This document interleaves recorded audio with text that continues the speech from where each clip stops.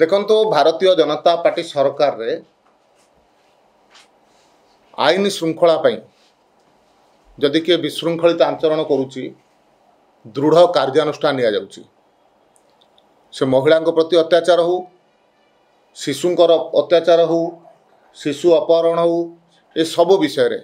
आमे किछि दिन पूर्व देखीचु जे राम मंदिर पाखुर आम जो जगह आज बसीचु राम मंदिर पाखुर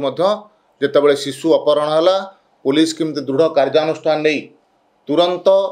अपराधी मानू धरला शिशु को मध्य उद्धार कला। तेणु आईन श्रृंखला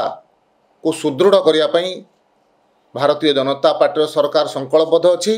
से अनुसार दृढ़ कार्यानुष्ठान नौ जो प्रश्न उठाई समय आम देखु जे को प्रकार भाव में सरकारी प्रायोजित आईन श्रृंखला को विपर्यस्त करा जो दलर अनेक नेता मंत्री मुख्यमंत्री पर्यंत